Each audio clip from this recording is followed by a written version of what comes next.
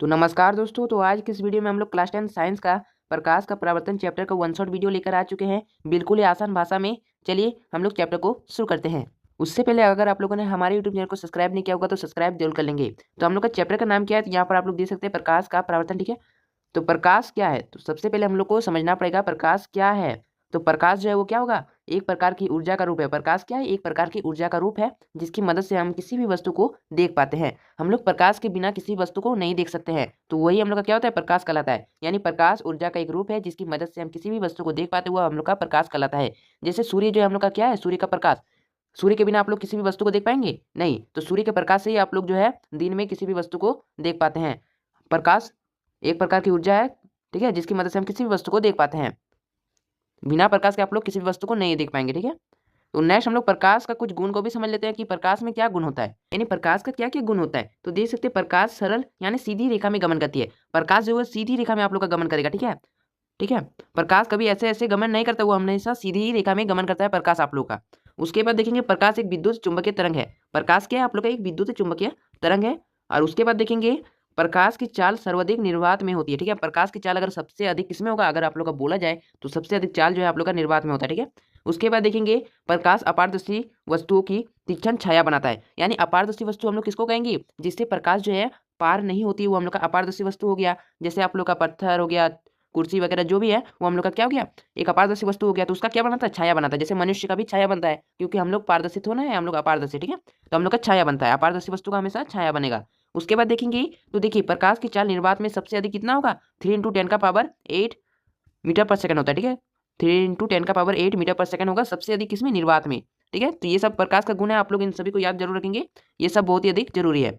उसके बाद देखेंगे प्रकाश के स्रोत के बारे में। ठीक है, तो प्रकाश का स्रोत हमें कहाँ कहाँ से प्रकाश जो है प्राप्त होता है। तो सबसे पहले देखेंगे प्रकाश स्रोत दो प्रकार के होते हैं। एक तो पहला द्वितीय प्रकाश स्रोत हो गया, दूसरा हम लोग का अद्वितीय प्रकाश स्रोत हो गया। इन दोनों के बारे में हम लोग डिटेल से समझते हैं। तो देखिए, तो प्रकाश के स्रोत में हम लोगों ने क्या पढ़ा, एक द्वितीय प्रकाश स्रोत किसे कहते हैं। तो द्वितीय प्रकाश स्रोत हम लोग किसके कहेंगे, देखिए वे प्रकाश स्रोत जो स्वयं प्रकाश उत्पन्न करता है, वो हम लोग का द्वितीय प्रकाश स्रोत हो जाएंगे। ठीक है, यानी जिसका स्वयं का प्रकाश होता है। जैसे हम लोग का सूर्य हो गया, सूर्य का क्या अपना प्रकाश है। उसके बाद देखिए तारे, तारे का भी अपना प्रकाश है। विद्युत बल्ब का भी अपना ही प्रकाश है। ठीक है, ये सब आदि में हम लोग का हो जाएगा। ठीक है, तो ये सारे का अपना प्रकाश होता है, तो यही हम लोग का क्या हो गया, दीप्त प्रकाश हो गया। यानी जिस भी चीज का अपना प्रकाश होता है ना, वही हम लोग का हो जाता है दीप्त प्रकाश स्रोत में आ जाएगा। ठीक है, और अदीप्त प्रकाश स्रोत में हम लोग का क्या क्या आएगा, तो यहाँ पर देखते हैं। तो देखिए अदीप्त प्रकाश स्रोत किसे कहेंगे, अगर आप लोग का क्वेश्चन आता है तो देखिए वे प्रकाश स्रोत जो स्वयं प्रकाश उत्पन्न नहीं करता है। यानी वे प्रकाश स्रोत जो स्वयं प्रकाश तो उत्पन्न नहीं करता है, बल्कि द्वितीय स्रोतों के प्रकाश को परावर्तित कर देता है, वो हम लोग का क्या हो जाएगा, अद्वितीय प्रकाश स्रोत कहलाएगा। यानी उनका खुद का प्रकाश नहीं होता है, लेकिन वह दूसरे के प्रकाश से चमकता है। यानी वह द्वितीय जो है ना, जिसका स्वयं का प्रकाश है, उसके ही प्रकाश से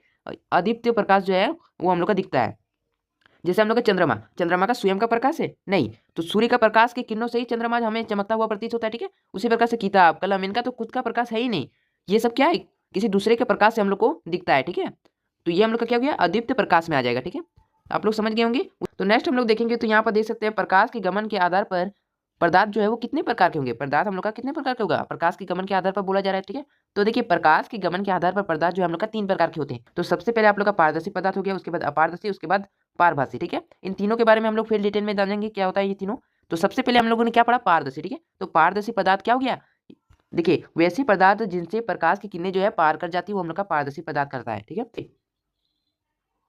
तो इसमें क्या होता है हम लोग का पारदर्शी पदार्थ में, देखिए इसमें क्या होगा, जिसमें प्रकाश की किरण हम लोग का पार हो जाता है, जैसे हवा हो गया, जल हो गया, कांच हो गया, इसमें क्या होता है प्रकाश हम लोग का आर पार हो जाता है, तो ये हम लोग का पारदर्शी हो गया। पारदर्शी यानी आर पार हो जाता है। ठीक है, तो वही हम लोग का हो गया पारदर्शी पदार्थ हो गया। और दूसरा हम लोग का अपारदर्शी पदार्थ में हम लोग देखते हैं, तो वे पदार्थ जिनसे प्रकाश की किरण जो है बाहर निकल नहीं पाता है, वो हम लोग का अपारदर्शी पदार्थ कहलाता है। यानी प्रकाश की किरण तो आती है, लेकिन उस वस्तु से बाहर नहीं निकल पाता है, उस वस्तु से बाहर नहीं निकल पाता है, वही हम लोग का क्या हो गया, अपारदर्शी पदार्थ हो गया। जैसे ईंट, ईंट में अगर प्रकाश की किरण आएगी तो आर पार होगा, नहीं होगा, तो ईंट का क्या बनेगा, छाया बन जाएगा। उसी प्रकार पत्थर हो गया। ठीक है, इसी प्रकार से देखिए हम लोग का अपारदर्शी पदार्थ हो जाएगा, ईंट, पत्थर, कुर्सी वगैरह जितना कुछ है जिसका छाया बनता है, वो सब हम लोग का क्या हो गया, अपारदर्शी पदार्थ में आ जाएगा। ठीक है, उसके बाद देखिए नेक्स्ट हम लोग का क्या बोला जा रहा है, पारभासी पदार्थ। यानी पारभासी पदार्थ हम लोग का क्या होता है, तो यहाँ पर आप लोग देख सकते हैं वे पदार्थ जिनसे प्रकाश की किरणें जो है वो क्या होते हैं, असतः बाहर निकल पाती है, वो हम लोग का पारभासी पदार्थ कहलाता है। यानी पूरी तरह से प्रकाश बाहर नहीं निकलती है, लेकिन हल्का हल्का निकलता है। तो जैसे उदाहरण के लिए हम लोग का तेल लगा हुआ कागज में आप लोग देखेंगे कि प्रकाश की किरण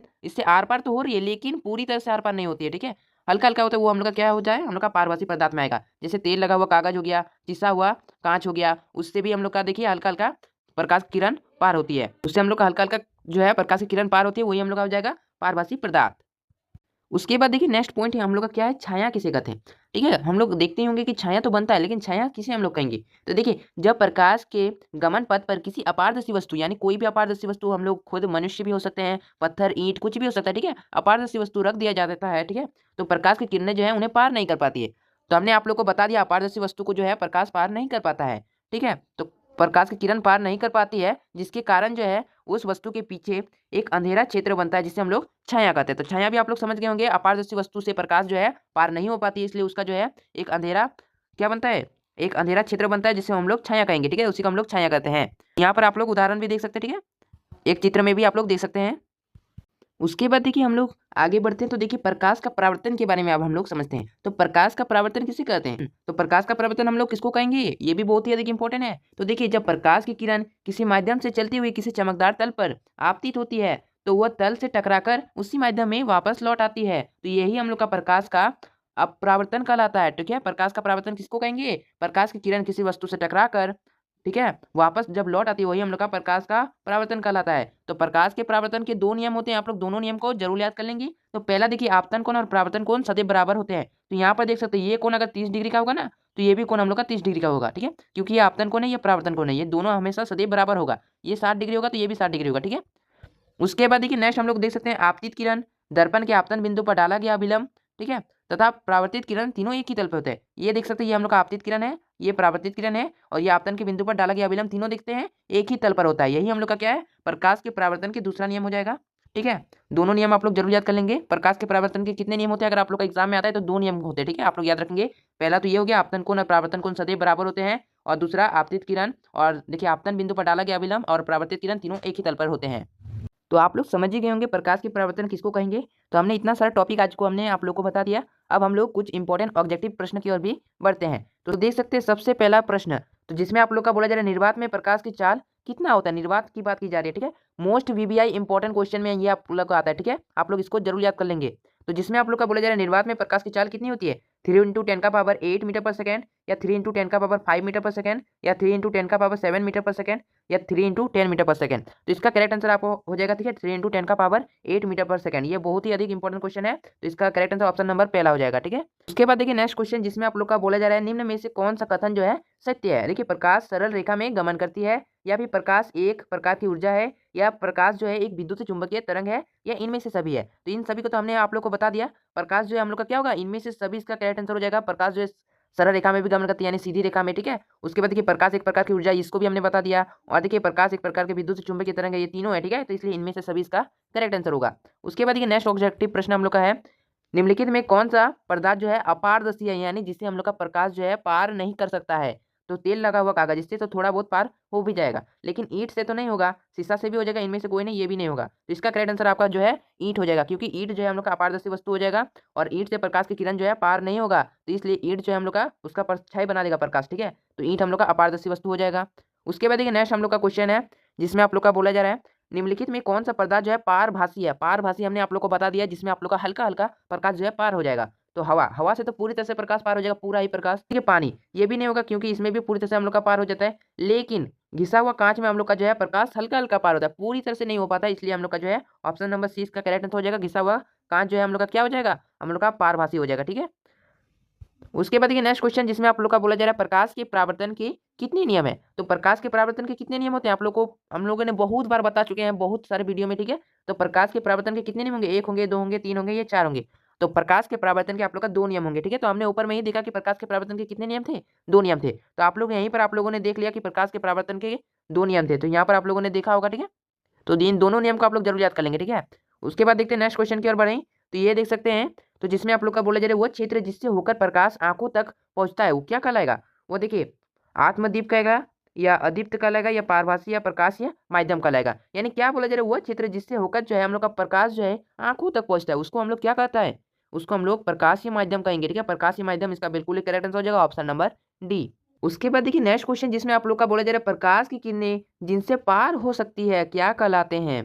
तो प्रकाश की किरणें जिनसे पार हो सकती है उसको हम लोग क्या कहेंगे, हम लोग क्या कहेंगे, पारदर्शी कहेंगे। यहाँ पर आप लोग का फ नहीं है, प होगा। ठीक है, तो इसका करेक्ट आंसर आप लोग का क्या होगा, पारदर्शी होगा। ठीक है, पारदर्शी इसका करेक्ट आंसर हो जाएगा, पारदर्शी। ठीक है, ठीक है, पारदर्शी आप लोग का इसका करेक्ट आंसर होगा। यहाँ पर थोड़ा सा स्पेलिंग मिस्टेक हो गया। ठीक है, पारदर्शी आपका होगा, पारभाषी में तो हल्का हल्का पार होता है। ठीक है, तो इसका करेक्ट आंसर आप लोग का पारदर्शी हो जाएगा। नेक्स्ट क्वेश्चन जिसमें आप लोग का बोला जा रहा है, ठीक है, निम्नलिखित में कौन दीप्त पदार्थ है। दीप्त पदार्थ यानी जिसका स्वयं का प्रकाश हो, यानी जिसका खुद का प्रकाश है, वही हम लोग का दीप्त प्रकाश होगा ना। तो देखिए, चंद्रमा, पृथ्वी, आग या इनमें से कोई नहीं। तो इसमें से किसका खुद का प्रकाश है, चंद्रमा का खुद का प्रकाश है नहीं, पृथ्वी का खुद का प्रकाश है नहीं, लेकिन आग का तो खुद का प्रकाश है ना, आग तो खुद का प्रकाश है। तो इसका correct answer option number C होगा, आग। ठीक है, तो आज की इस वीडियो में हमने प्रकाश के परावर्तन का वन शॉट वीडियो आप लोग को बता दिया। इसका नेक्स्ट पार्ट भी अपलोड होगा। आज की वीडियो में हमने कुछ इंपॉर्टेंट टॉपिक्स को हमने आज के वीडियो में हमने कवर किया। ठीक है, तो आपको वीडियो अच्छा लगा तो वीडियो को लाइक कर देंगे और अपने दोस्तों के साथ शेयर जरूर करेंगे। और हमारे यूट्यूब चैनल को अभी तक सब्सक्राइब नहीं किया तो सब्सक्राइब जरूर कर लेंगे इसी प्रकार के वीडियो पाने के लिए। तो मिलते हैं किसी नेक्स्ट वीडियो के साथ, तब तक के लिए जय हिंद, जय भारत, वंदे मातरम।